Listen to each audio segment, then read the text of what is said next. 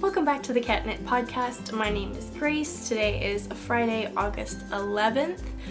This is a podcast about knitting and spinning and sometimes crocheting and baking and reading and cats and a lot of knitting because that is what I love to do the most. If you are a returning viewer, thank you so much for coming back and spending some time with me. I really appreciate it. If you are a new viewer, thank you so much for trying me out. I hope you enjoy this episode and you can try out other episodes that are also on my YouTube channel. Like always, excuse me, I'm taking a drink of my tea. It's too early in the morning.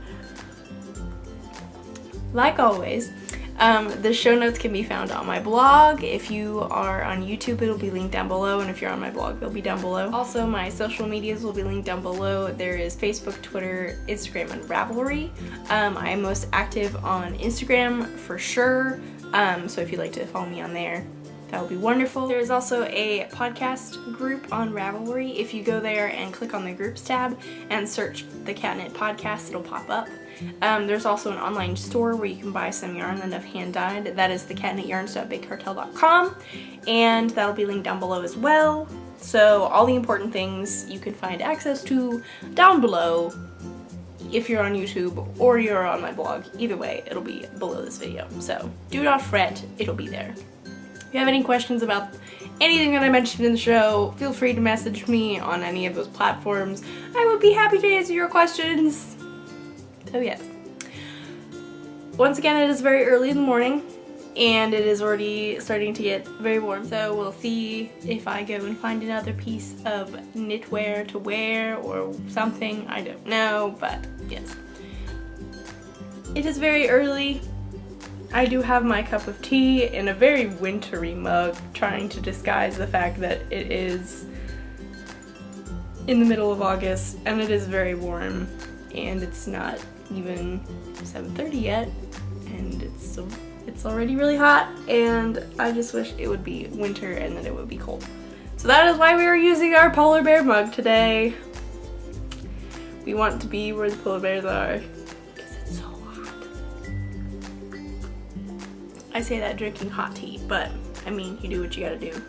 Hot tea is amazing. So yes. So if you'd like to go and grab something tasty to drink, whether it be hot or cold or whatever, and maybe some craft to do as well, you can come back and join me for some crafty chat. We're going to ignore the fact that it was in fact too hot and I could not even get through the intro without being very, very warm. So I did change and it looks like it's kind of bunchy and that it would be too hot, but it's actually very nice. I'm sure it will eventually get too hot, but for right now it's good. So we're just gonna move right along and pretend that didn't even happen. This is the Color Affection by Veronica. If you were wondering it, I have worn it before on the podcast, but I'll link it in the show notes just in case. So yes, it's a good pattern. So this week in regards to knitting, I got a lot done, which is very exciting, but they're the exact same things that I worked on last week. So it might be not really like, it's two of the things you can't really see a whole lot of progress just because I'm doing one thing for a long time. So, but that's okay, you know, you do what you gotta do. I've done a lot of progress. Which one shall we start with? I don't know. Two of them are sweaters, so that is a big deal. Let's show you this one because it's on top. I showed this to you last week, as I said before. I am knitting the, here we go. The Old Romance Cardigan by Cohi Locatelli out of some beautiful Madeline Tosh in the kitten colorway and the antler colorway. As you can tell, I'm almost done with the body. Last week I told a funny, it wasn't really that funny, but it was just kind of, it was entertaining.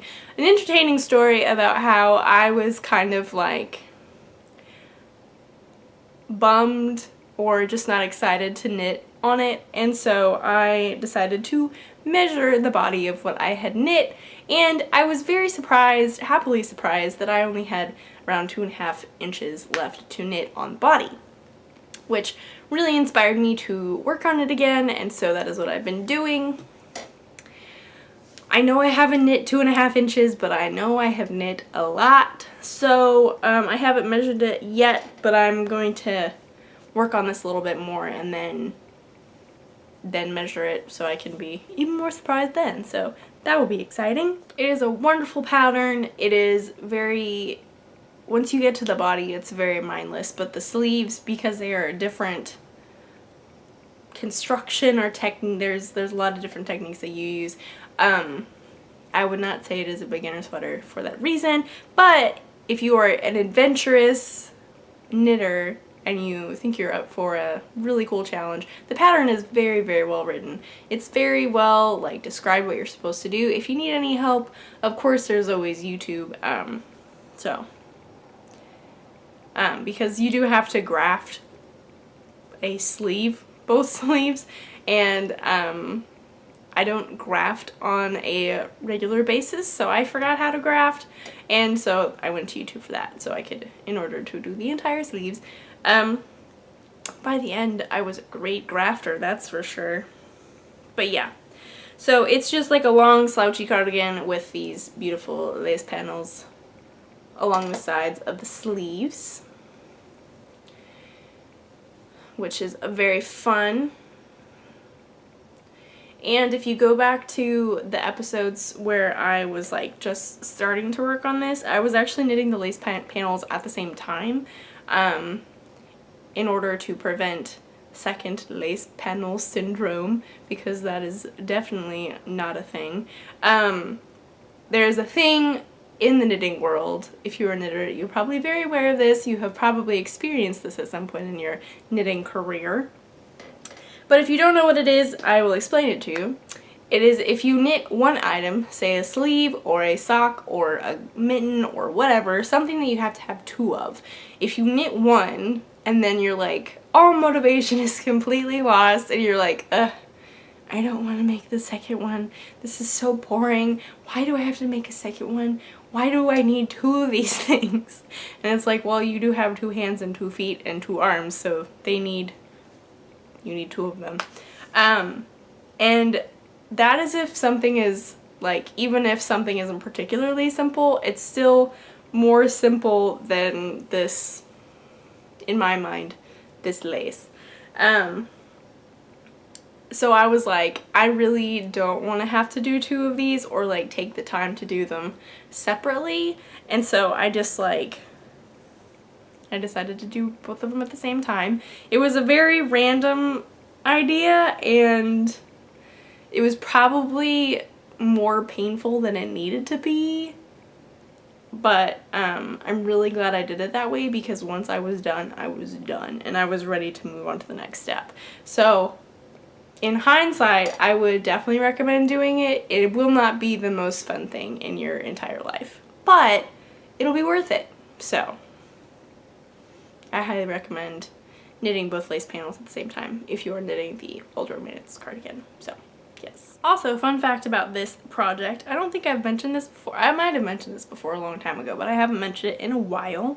The needles that I'm using, how am I going to hold this up so it doesn't fall off the needles? The needles that I'm using are a little bit different than the ones I normally use. Here we go. They are the square ones. And I don't remember what they are called. Actually, I do apologize, but if you can see, I don't know how well you can see that, but they are in fact square. They're not round. I don't know if you can see that, but if you can't, you can take my word for it that they are in fact square. And it's, I remember when they came out, or they like became a really popular item, people were saying that they changed the way that they knit. They like helped their hands not hurt. They sped up their knitting. They slowed down their knitting. A bunch of different things. I have not really experienced a whole lot of change, except I believe that my gauge is much smaller than it normally would be. So That is the only difference that I have experienced with knitting with square needles. So I think they're called the cubes, K-U-B-E-Z, from Knitter's Pride, these ones, I think. I don't know for certain. That'll be linked in the show notes.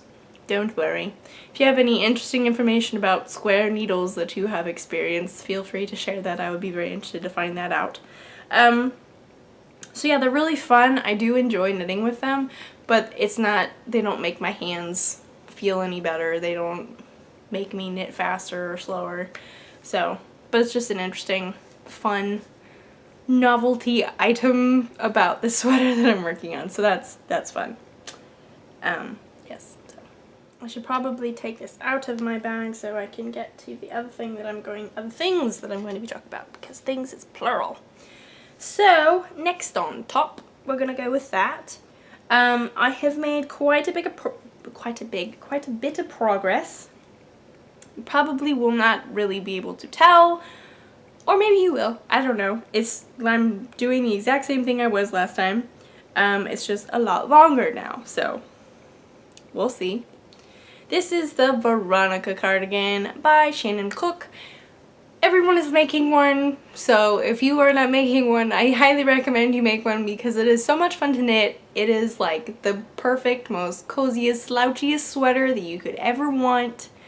If you don't believe me, you should definitely go and look at the pictures on either her website or on Ravelry, and then you'll be really inspired to make one of them because, like a lot of knitting designers, I know I've talked about this recently, but like a lot of knitting designers currently, they are getting really good at marketing their knitwear. And when I say that, you're probably thinking like, yes, everyone's really good at posting on social media. That's just fine. But what I'm really talking about is the pictures that they take and just the way that they talk about it. The pictures, if they inspire in you a need to make this item or a need to like be that person that is in that picture with that particular knitted item, that is really, really good marketing in my mind. That is what makes a good like knitting package. If the project is also like amazing, it is the entire knitting package. So the Veronica cardigan is no different. It is very like, the minute I saw like the little teaser picture that Shannon Cook posted on her Instagram like the day before or 2 days before it was published, I was like, I need to know the name of that. What is it on Ravelry? I need to add it to my queue. I need to find the yarn. I want to make it right now because the pictures are just so inspiring.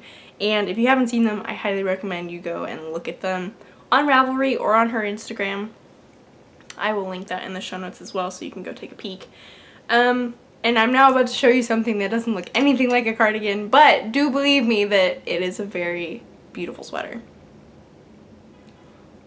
Is that thunder?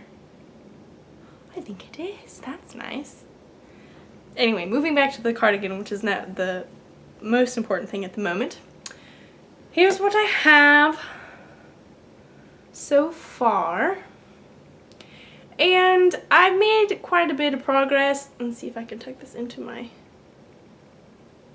Oh, that works. I have tucked the other needle into my shawl so I can hold this up better and use my other hand. So yes, last week I was maybe like right around there. So as you can tell, I've done quite a bit of knitting. It just is kind of boring because it's not like I'm doing a bunch of really cool things. But I have from here, and I need to do that like 30-ish something times. And I think I'm almost halfway, which is really exciting. I'm very, very looking forward to getting those however many repeats done. Not because it is a pain to knit or anything, but I am just looking forward to moving on to the next thing. This yarn is Cascade Eco Wool, oopsies, in the color Ebony. Oh, such a beautiful color. I love it so much. And this is still my first skein. Like, I am every time I use Cascade Eco Wool, I'm always very pleasantly surprised at like how much I can get out of one skein. So I've gotten a lot out of just one, and I still have a lot in here, so we will see how far this takes me. Either way, I have 2 more skeins, so it's all okay. And they're actually sitting like right down here at my feet, so we're good to go with that. So yes, this is the Veronica cardigan by Shannon Cook. I highly recommend you check it out, and you check out Shannon Cook's other patterns because they are truly wonderful. I have made several of them, and she's just a really nice person overall, so definitely want to check her out. The Veronica cardigan, so much fun. Yes. Also, the printer is on my other side at my feet, and I keep knocking the little tray that flops down with my foot, and it keeps making a lot of noise. So that is a thing that you probably didn't need to know, but now you know. So thirdly, and finally, but by no means leastly, going off of what I said last week, I'm working on the Starting Point Tohi Locatelli Mystery Knit Along that is no longer a Mystery Knit Along because I'm very far behind. It is long finished, and I am just trying to catch up now. So, I will show it to you. This is still the first part. I'm probably about halfway with the clue 3 out of 5 clues. And I still have to do the second part for clue 3, so I don't remember where I was last time I showed it to you. I think I definitely hadn't finished this, but I don't know how far into it I was. But I definitely finished the stripe obviously, and then I have started with my toner cartridge colorway, which is very exciting because if you can see, there is not very much of it in the rest of the shawl, so I'm really excited to be getting in a big block of that color as well. This is such a wonderful mindless knit. It is really great. I am really glad that I'm not like adding stitches in order to make things longer. I am in fact adding stitches, but I'm also decreasing stitches so they cancel each other out, so there's no stitches added, and that is just very nice because I know that the rows stay the same, and it's just very like just plugging along, doing my business, just keep on knitting, and it's really good. So I'm really enjoying it. It is. I also really just like the look of this edge that it's creating. Like this edge right here. See, how can I hold this that would really show it off? There we go. That's pretty good.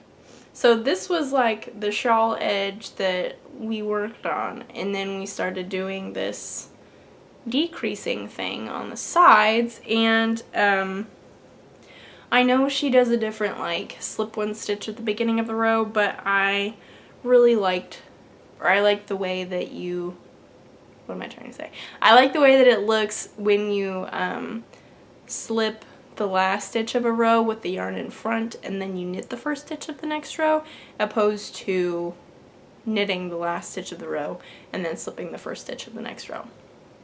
Does that make sense? I just really like the way that that looks. I don't know how well you can see that, but I think it just creates, don't focus on me, focus on the yarn. It just creates a really nice edge, I think. Not that the other one didn't look nice because it also looked nice, but oh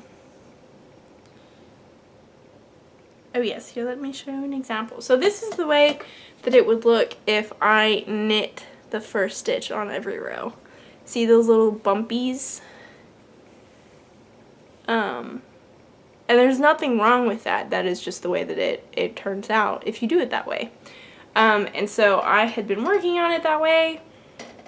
And I think I did this with the Alm Shawl by Andrea Mowry that I knit a while ago. I believe in that pattern you do this slip the last stitch of the row with the yarn in front, and then you knit the first stitch of the next row, and that creates this very nice, like,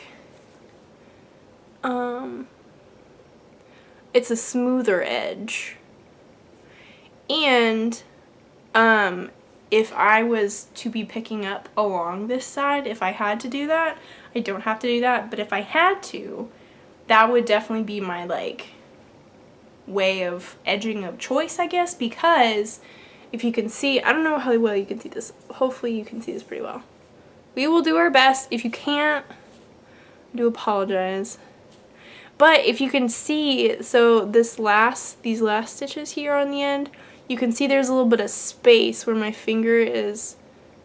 There's like a space. Oh, I can use my needle. That would make sense. Hopefully this will work. So there's like a good amount of space there, and it's a very easy pickup edge. So if I was to be picking up stitches, this is the edging that I would like to use, because it would make picking up stitches when I had to do that much easier. I said that very confusingly. I hope you understand it, and it is now getting very cloudy, so I do apologize if it just got so much darker, but hopefully that means it's going to rain. Oh yeah, that's thunder. That's thunder. Yay! Okay, anyway, back to picking up stitches. I don't know if that made sense. Hopefully it made sense. In other words, this edging just makes picking up stitches really easy.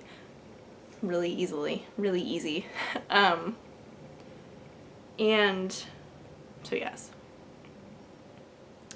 What would be an example of that? For example, if I was knitting a sweater that needs the edging or the collar around the outside, like the old romance cardigan, which I haven't done it with that, but that would be a good example. To get a collar of some sort, that would be a good edging to have in order to pick up stitches to make that collar. Or if you were, I think Stephen West does this actually with his shawls. He has this type of edging, or one that is similar, that creates a very, like, clearly seen edge, a clearly seen pickup edge. That is what I'm trying to say. Does that make sense? I don't know if that makes sense to you. I hope it does. If it doesn't, I do apologize. But it's very good. If you have any questions about this, don't hesitate to send me a message. So I'm enjoying that. I just think it creates a nice looking edge on this. So it is going very well. It is going very smoothly. Here's the other one that I have, and obviously I don't have the orange flannel blanket stripe on this one or the toner cartridge. So we'll make progress on that. Let us go over the yarns that we are using. The royal we, and by we I mean me. Also, again, ends that I need to be weaving in, and now we're getting tangled with each other, so that's fun.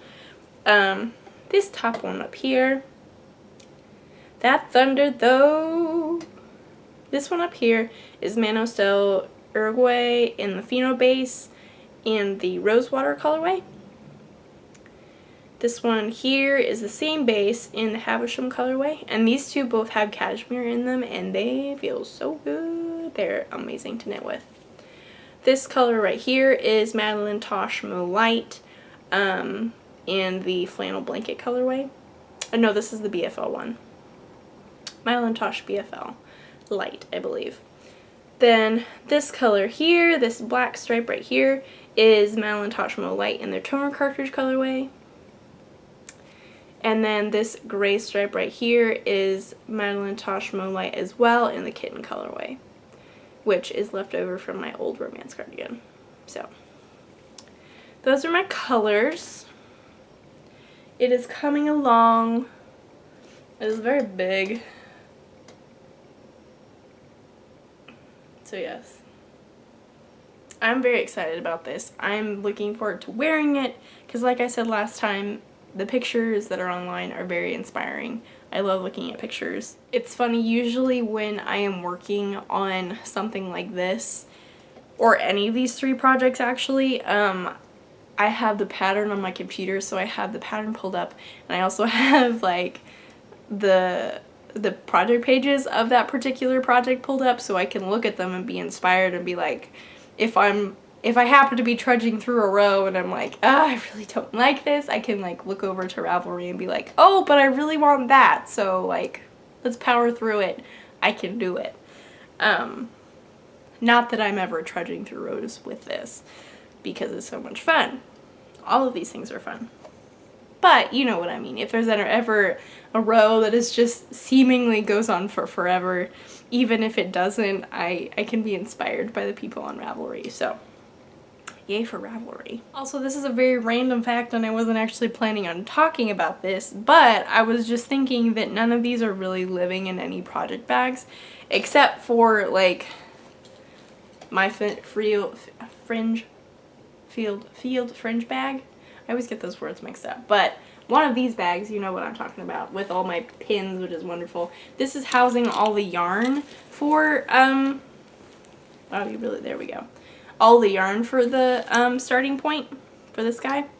And, but I don't necessarily put the actual shawls in there because it does get kind of cramped sometimes.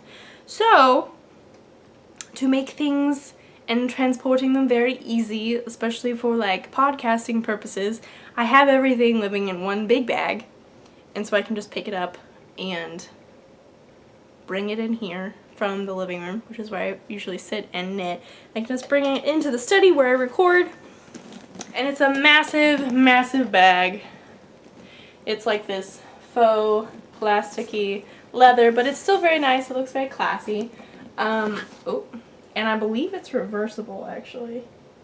Yeah, so it's black on one side and then brown on the inside, and you can see all this messy stuff in there.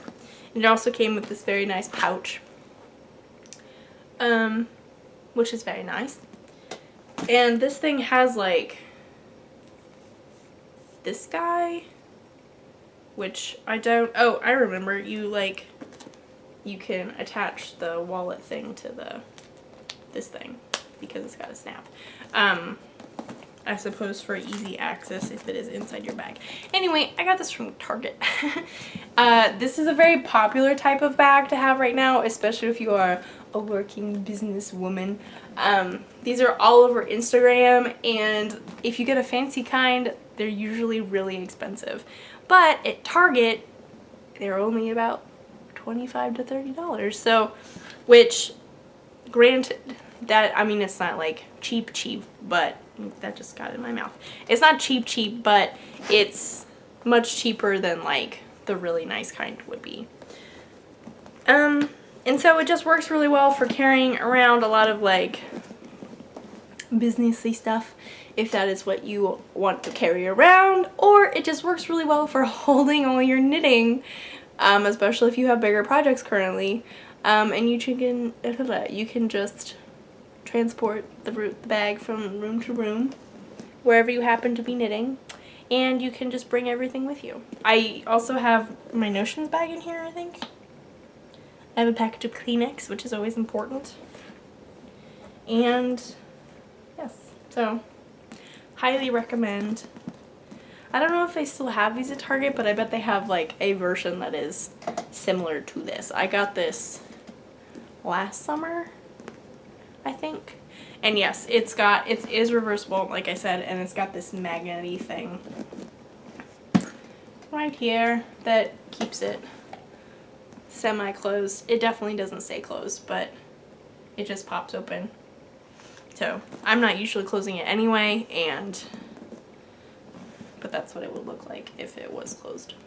So, fun fact, very random. Hope you enjoyed. I'll try and find it on the Target website if I can't. I do apologize, but I will do my best. If not, I'll link just general Target bags or something like that where it could be. So yes, that is what I use to carry around all my knitting in. I really don't know if it's gonna rain today because it keeps getting really cloudy, and then it gets like really sunny, and then it gets really cloudy again, which I know that's just what the weather does, but I don't know. Really don't know. really hope it rains. I love the rain so much. So that is all that I have for you this week in regards to knitting, but I do have other things to chat about that I am very I'm very excited and passionate to talk about because yay. One is a baking item and one is a reading item. And I don't know which one to start with, but because both are amazing. And there's also something that I want to do in the future in regards to crafting and crocheting, which I forgot that I wanted to talk about, so I'll talk about that now. I have been very excited and interested recently in looking at Pinterest, because I always like looking at Pinterest, because who doesn't? I've been looking at Pinterest in regards to things that I can make to decorate an apartment, or just to make things that are useful, make wall hangings, make little garlands that you can hang on the wall. That would also be a wall hanging, so that was redundant, but you know what I mean. Bunting, I guess you could also call it.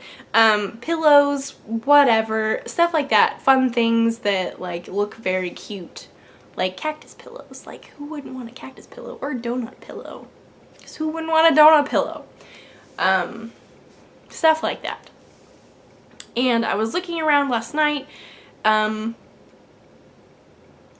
you do, and I found these really cool chair covers, or seat covers, that were it was basically like a granny square with extra sides to fold down on the chair to keep it in place, and then there were also strings or cords, I guess, with tassels, so you could tie it to the backs of the chair. And they were super cute. They're so colorful. The tassels look really awesome, and it looked like the way that the cords had been made, it was just a couple strands of yarn braided together that were somehow attached to those two ends, I guess, that you would tie it to the back of the chair.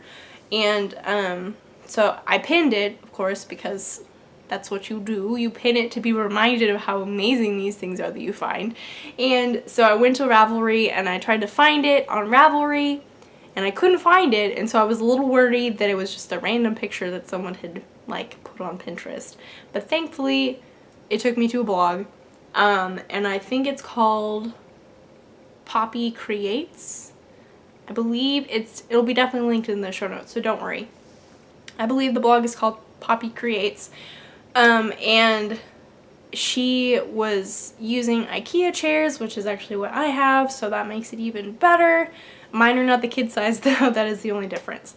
Mine are adult sized, and so the measurements of the seat covers would be different. But the pattern is on her website, and if you read crocheting terms, if you can do that, then that's great. I personally can't, but that is something that I want to be able to do, because I want to make these seat covers so badly. They look so cute, and I think that if you're making them for a playroom or something, that would be super cute. You could do really bright fun colors, or if you were doing them for a dining room or whatever, a kitchen, if you wanted to do, you could also do more subdued colors, match your kitchen colors, I don't know, do whatever you want. The options are endless. So there's just so many fun ideas that you can do with that, and I love the tassels look really cute hanging down the back. It looks really nice having those little flaps on the three sides just to make sure it doesn't move around. And yeah, it'll probably make the seats more comfortable, which is also a plus. It won't make them the most cushiest seats in the world, but it'll definitely help. So yeah, I highly recommend checking them out. If you're in the market for seat covers, and you want to make them, definitely check these out. Or just looking on Pinterest in general and searching for crocheted seat covers, because I'm sure a lot of really cute things would come up. So highly recommend that. So back to the two things that I am very excited about that is a baking item and also is a book item. Let's start with the baking first, because I don't know why, but let's just start with baking. I made some scones this past week on Tuesday, Monday or Tuesday, maybe Wednesday. I don't know. I made scones this past week and oh my goodness, they are so good. They are amazing. They are blueberry vanilla scones, and so they use a little bit extra vanilla than you normally would use, or you can use vanilla bean paste, which is what the recipe calls for, but one, I couldn't find it, and two, bean paste is a lot more expensive than just the regular vanilla. So there's a conversion that I've done before. It's if you want to use bean paste, how much vanilla extract you have to use in order for it to be the same. Thankfully, the bean paste and the extract are the same conversion. So 1 tablespoon of vanilla bean paste is 1 tablespoon of vanilla extract. So just if you were confused about that, the first time I did that I was like, oh no, I don't know what to do. The same thing also applies for vanilla bean pods, which again, vanilla extract is just so much more easy. So that's just my personal opinion. If you use those things, that is wonderful. I'm sure it tastes probably much better than just the plain vanilla extract, but this is what I use, and so it works for me. So yeah. I don't remember where this recipe came from blog name wise, but it'll be linked in the show notes, so don't worry. It is a very good scone recipe. They did, after like a couple days later, they are a little mushy, but I think that's only because of the glaze, so just keep that in mind. They're really good, really good scones though. One thing that you do differently, or I did differently, the recipe told me to do this, so I didn't do it differently, but it was something that I had never done before, is you take, when you add the blueberries, you add them by hand, which I had never done before, which is actually a really good idea, because if you think about it, these also fresh blueberries, by the way. So it's actually a really good idea, because if you think about it, sometimes if you like fold in blueberries with like a spatula or something, it's much easier for the blueberries to like break and make your dough purple or blue then. And like obviously they're gonna do that anyway when you bake them, but it's, in my mind, it's better if you like prolong that so you don't have as many already broken when you put them in the oven. So that way it's just in the oven when things go everywhere and it turns blue or purple. So it was very easy. It was literally just like, I had the dough in my, I almost said pot, it's not a pot, in my bowl, and I dumped all the blueberries on top and I just started folding them in by hand. It definitely did take some time, but it was definitely worth it, and it was actually kind of fun, so that's a plus.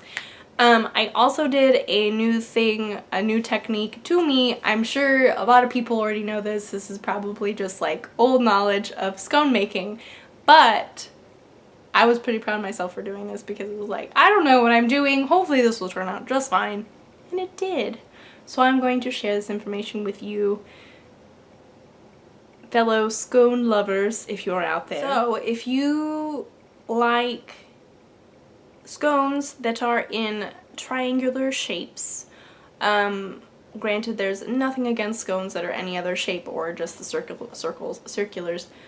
Those are wonderful. A scone is a scone. A scone tastes delicious and it doesn't matter what the shape is. But if you do like the ones that are more like pizza shaped, a pizza piece shape, if you like those, then there's an easy way to do that without too much like fiddliness when the dough is not baked, and if you don't have a scone pan, which I don't have a scone pan, and I also, it's not that I don't like fiddling around with the dough when it's unbaked, but it's just easier to do it this way. And this is coming from the King Arthur Flour website, so this seems pretty legit. And obviously it works, so that is also a thing. I will include that in the show notes. But there's a conversion thing that you figure out in regards to solid stuff in your dough, and then how many cups of flour you use. and using that information out if you need like 2 or 3 or 4 like big blobs of dough that you then like you can roll out or you press out. I just pressed out with my hands to 1 inch, 3/4 an inch. It says on the website, but like however thick you want your scones to be. You press that out and then you literally just bake those big blobs.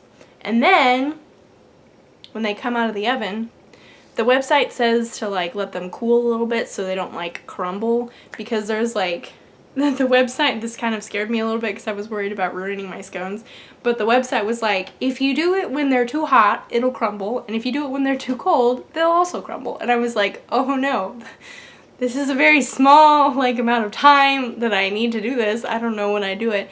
And the website suggested letting it cool for 2 to 3 minutes. I let it cool for 2 minutes. I set a timer, and then I cut it with a pizza cutter to make the little pizza shapes, and it worked out so well. It worked out like better than I could have imagined, which like I didn't expect it to go terribly wrong because a scone is a scone, but it worked out really great.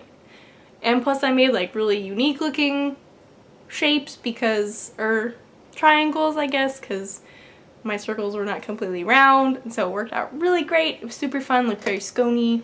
It was very nice. So yes, if you are in the market for triangular shaped scones and don't want to get a scone pan and like the idea of just making a blob, baking a blob, and then cutting it after it's done, I highly recommend you trying this out because it's so easy, and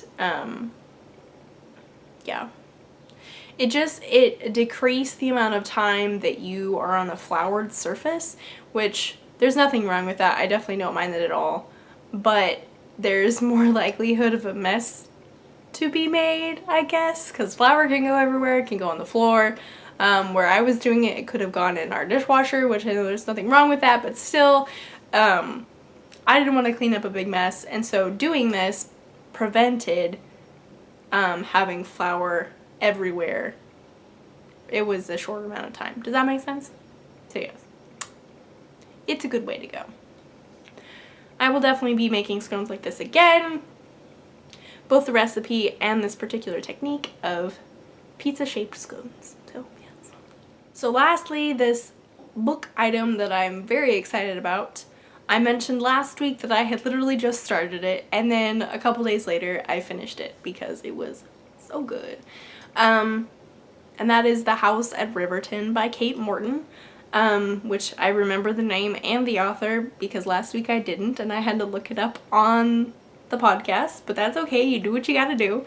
It is so good. If you like Downton Abbey, it is basically like there are so many similarities in regards to like it and Downton Abbey, which some of the similarities are just kind of like, wow, this is almost exactly like Downton Abbey. But in other regards, it's like, wow, this is very, very different than Downton Abbey. But just like, if you like the whole like upstairs, downstairs type thing with like the higher up social people, and then we have the kitchen people and all that stuff, this is a very good book for you. There's also a murder death involved, and it is so fascinating. Like,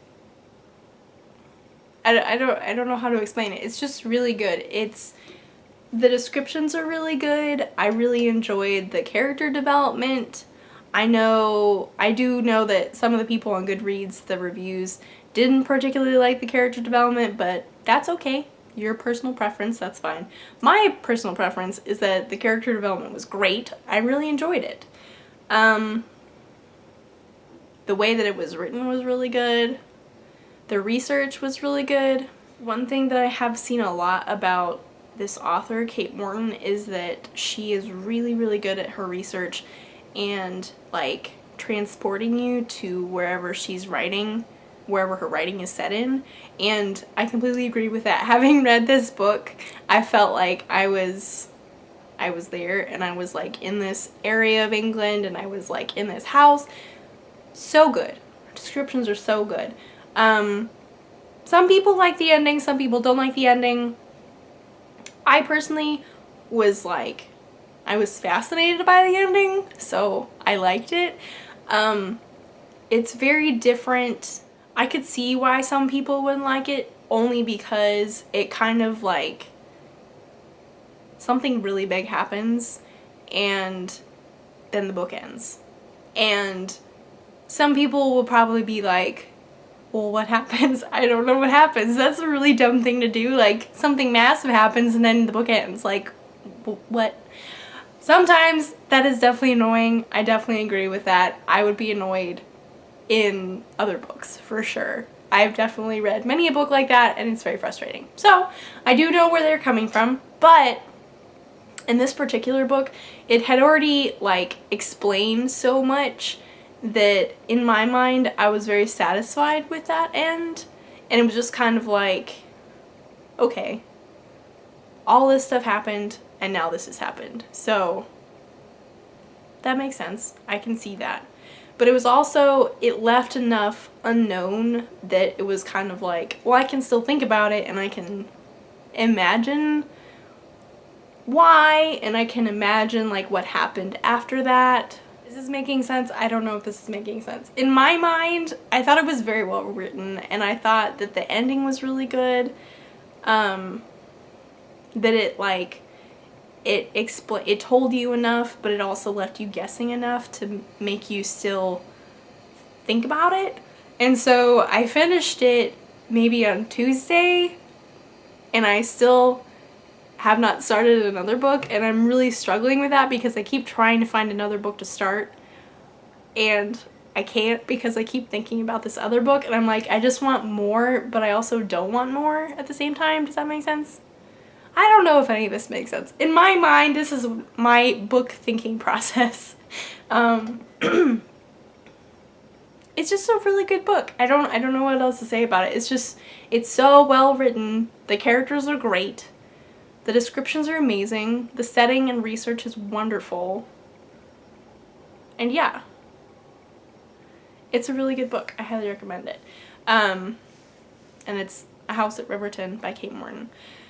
I read this book while knitting, so that is why I got so much knitting done with all these objects. I kind of like I didn't set a timer with myself, but I was like, okay, once I read a certain amount of like pages or chapters, I'm gonna switch projects so I can cycle everything through and I can work on everything while I'm reading this. So it worked out very well, and now I'm in the process of trying to find another book that I really enjoy reading. I have a lot of like actual books, which I love actual books, but they're very hard to hold open while you knit. That is the only downside. So I'm trying to find a book that I can get on my iPad, probably through the online library that is available now and I don't have to wait for. It's a process. It's a process. I know there are lots of good I know there are lots of good books out there, but it's just a process of trying to find the perfect one. So, yes. So I see I have been recording for almost an hour, which is really good because the past couple weeks they've been on the semi-shorter side. So hopefully this week will be a little bit longer. We'll see after editing. But that is all I have for you this week. Thank you so much for coming back and spending some time with me. I really appreciate it. I hope you enjoyed this episode. Like I said at the beginning, all my show notes can be found down below if you're on my blog, and if you're on YouTube, that'll be linked down below. Everything that I've talked about will be linked there, so if you have any questions, go there, or you can message me. Either one, that works fine. I also have various social medias that are around. There's Facebook, Instagram, Ravelry, and Twitter. Instagram is definitely the most active. I post on Instagram all the time. I'm always there.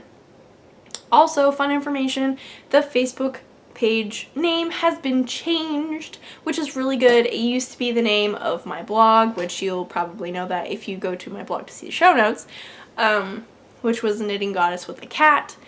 The Facebook page is no longer that. It is Cat Knit Yarns, which is more fitting now because that is what I do, or what I am now. So if you see any changes, that is, don't be confused, it's the same page, don't worry. If you'd like to go over to Facebook and give it a like, that way you can see those updates then, but you don't have to because it's posted everywhere, so it's totally up to you. There's a Ravelry podcast group that I am terrible at posting in, but there is one if you'd like to join. It is the Catnip Podcast. The Catnip Podcast on Ravelry, yes, in the groups tab. I said that out of order, but that's okay. Hello, Bourbon. My cat has just walked in. Hello. There's also an online store where you can buy some yarn. Hi. Hello. Hello, did you enjoy some breakfast? Always scratching yourself. Hello.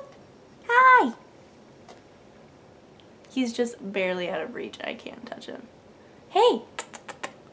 Okay, fine, walk away.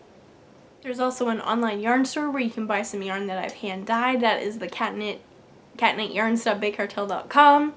That is a thing. What else?